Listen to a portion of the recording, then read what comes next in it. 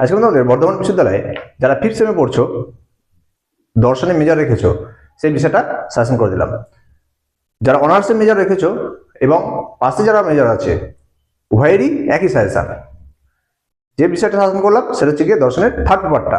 তোমাদের এখানে 3টে পেপার পরীক্ষা দিতে হবে, first paper, second paper, third paper. Third paper code কত? 5013। এই কোডে অর্থাৎ এই কঠোপনিষদের বিষয়টা সাজেশন করে দিলাম। তোমাদের এখন টাইম খুবই কম, অর্থাৎ অল্প সময়। এই কম সময়ের মধ্যে আমি যে সাজেশনটা লাস্ট মিনিটে এলাম, এই সাজেশনটা শুধুমাত্র আমি এক্সট্রা মার্কস প্রশ্নগুলি করেছি। অর্থাৎ যেগুলো পরীক্ষা আসবে, তোমাদের জানো তোমাদের 10টা পরীক্ষা থাকে, 10টা কি 11টা প্রশ্ন আমি রেখেছি। অর্থাৎ পরীক্ষায় যে কটা থাকে সে কটা প্রশ্ন রেখেছি, প্রত্যেকটা প্রশ্ন স্টার মার্কস প্রশ্ন। একটা প্রশ্ন তোমরা ছেড়ে যাবে না, ছেড়ে গেলেই কিন্তু পরীক্ষা তোমরা করতে পারবে না। যারা ভালো রেজাল্ট করতে চাও, এই 10টা প্রশ্ন তোমরা ভালো মতো করবেই। ঠিক আছে, দেখো তোমাদের কি প্রশ্ন দিয়েছি। কঠোপনিষদ অনুসারে আত্মার স্বরূপ বর্ণনা করো। প্রথম প্রশ্ন কি দিলাম? কঠোপনিষদ অনুসারে আত্মার স্বরূপ বর্ণনা। আমি কি বললাম? প্রত্যেকটা প্রশ্ন স্টার মার্কস প্রশ্ন। অতএব আমি নতুন করে আর স্টার মার্কস বলছি না, প্রত্যেক প্রশ্নই তোমরা স্টার মার্কস হিসেবেই দেখবে। তোমাদের কম সময়, তাই আমি খুব ইম্পর্টেন্ট গুলি তুলেছি। এর সাথে যেটা দেখবে সেটা হচ্ছে গিয়ে আত্মা কি অবিনশ্বর তা ব্যাখ্যা করো। আত্মা কি অবিনশ্বর তা ব্যাখ্যা করো। পরের প্রশ্ন, কঠোপনিষদের প্রথম অধ্যায়ের প্রথম বল্লী এবং দ্বিতীয় বল্লী সম্পর্কে আলোচনা করো। কি দিলাম? কঠোপনিষদের প্রথম অধ্যায়ের প্রথম বল্লী ও দ্বিতীয় বল্লী আলোচনা করো। আরেকটা দেখবে যেটা, সেটা হচ্ছে দ্বিতীয় অধ্যায়ের প্রথম বল্লী অবলম্বনে। কি দিচ্ছে একটা? দ্বিতীয় অধ্যায়ের প্রথম বল্লী অবলম্বনে ইন্দ্রিয়, মন ও বুদ্ধির অতীত পরমাত্মার স্বরূপ বর্ণনা করো। ঠিক আছে, স্টার প্রশ্ন সবকটাই। তারপরে 3 নম্বর, যমরাজ কেন নচিকেতাকে প্রলোভিত করেছিলেন? নচিকেতা কিভাবে সেই প্রলোভন জয় করেছিলেন? তাহলে কি আছে, যমরাজ কিভাবে বা যমরাজ কেন নচিকেতাকে প্রলোভন করেছিলেন এবং নচিকেতা তার থেকে অর্থাৎ সেই প্রলোভন কিভাবে জয় করেছিল তা আলোচনা করো। তারপরে কঠোপনিষদে বর্ণিত রথ রূপক বিস্তারিত আলোচনা করো। কি দিয়েছি? কঠোপনিষদ অনুসারে রথ রূপক বিস্তারিত আলোচনা করো। এইটাই তোমাদের যদি অথবাদি আসে, অর্থাৎ সংস্কৃতের লাইন তুলে যদি আসে, এই প্রশ্নটারই উত্তর সংস্কৃতের লাইন তোলাতে যদি আসে, কি দিয়ে লাইন দেবে? দেখো, আত্মানাং রথিনাং বৃদ্ধি শরীর রূপমেব তু। কি শ্লোকটা দেখো না, কি শ্লোকটা দেখে নাও। আত্মানাং রথিনাং বৃদ্ধি শরীর রূপমেব তু, অর্থাৎ ব্যাখ্যা করো। এই প্রশ্নটারই কিন্তু অথবাদের প্রশ্ন। যদি লাইন তুলে আসে এটা আসবে, আর যদি এমনি নর্মাল আসে তাহলে ওই প্রশ্নটা দেবে। তারপর দেখো, নচিকেতা কর্তৃক যমরাজের কাছে চাওয়া তৃতীয় বরটি কি ছিল? নচিকেতার কাছে যমরাজের চাওয়া তৃতীয় বরটি কি ছিল তা আলোচনা করো।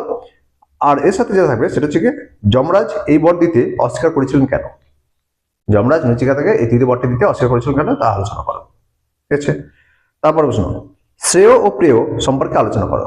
কি দিয়েছি? শ্রেয় ও প্রেয়, অর্থাৎ শ্রেয় বলতে কি বোঝো, প্রেয় বলতে কি বোঝো, উভয় সম্পর্কে আলোচনা।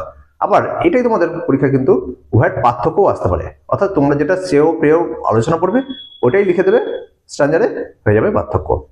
ঠিক আছে, ভালো মতো দেখবে। ওর সাথে দেখবে যেটা, সেটা হচ্ছে যমরাজ নচিকেতাকে কেন শ্রেয়পদ বেছে নিতে বলেছিলেন? যমরাজ নচিকেতাকে কেন শ্রেয়পদ বেছে নিতে বলেছিলেন তা আলোচনা করো। তারপরে ওঙ্কার বা প্রণব উপাসনায় কি দিয়েছি? ওঙ্কার বা প্রণব উপাসনার মাহাত্ম্য লেখো। ওঙ্কার বা প্রণব উপাসনার মাহাত্ম্য সম্পর্কে আলোচনা করো বা মাহাত্ম্য লেখো। তারপর প্রশ্ন, নচিকেতার পিতার ক্রোধের কারণ কি ছিল? নচিকেতার পিতার ক্রোধের কারণ কি ছিল এবং নচিকেতা কেন যমালয়ে গিয়েছিলেন? ইম্পর্টেন্ট প্রশ্ন, সবকটা এক্সট্রা মার্কস প্রশ্ন, যদিও আমি আগেও বলে এসেছি। দেখো, তারপর প্রশ্ন, যোগের স্বরূপ ও গুরুত্ব লেখো। কি দিয়েছি? যোগের স্বরূপ ও গুরুত্ব লেখো। আরেকটা দেখবে যেটা, যমরাজ নচিকেতাকে কেন যোগ্য শিষ্য হিসাবে নির্বাচিত করেছিলেন?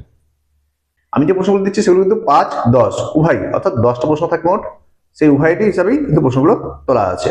দেখো, তারপরে যেটা দিচ্ছি সেটা হচ্ছে মন্ত্রের ব্যাখ্যা। তোমাদের এই 5th সেমিস্টারে থার্ড পেপারে কিছু মন্ত্র আছে, অর্থাৎ এই কঠোপনিষদের কিছু মন্ত্র আছে, সেই মন্ত্রের ব্যাখ্যা বা তাৎপর্য ভাবে প্রশ্ন আসবে। একটা কটা আসবে? একটা। তার জন্য আমি 3টে ব্যাখ্যা দিলাম, 3টে শ্লোক দিলাম। 3টে শ্লোক তোমরা একটু ভালো করে দেখে যাও। কি দিলাম 3টে শ্লোক? দেখো, য দেবহ তত্র মূত্র যত সূত্র তদনবিহ মৃত্যু ন মৃত্যুমাপন্নতি য ইহ নামেব পশ্যতি। প্রথম শ্লোক। তৃতীয় শ্লোক দেখো, উত্তিষ্ঠত জাগ্রত প্রাপ্য বরান নিবোধত। কি দিয়েছি? উত্তিষ্ঠত জাগ্রত প্রাপ্য বরান নিবোধত। দ্বিতীয় শ্লোক। তৃতীয় শ্লোক দেখো, ন জায়তে শ্রিয়তে বা বিপশ্চিত। কি দিলাম? ন জায়তে শ্রিয়তে বা বিপশ্চিত। এই তিনটে শ্লোক তোমরা একটু ভালো মতো দেখে যাবে, এর ব্যাখ্যা এবং তাৎপর্য ভালো মতো করবে।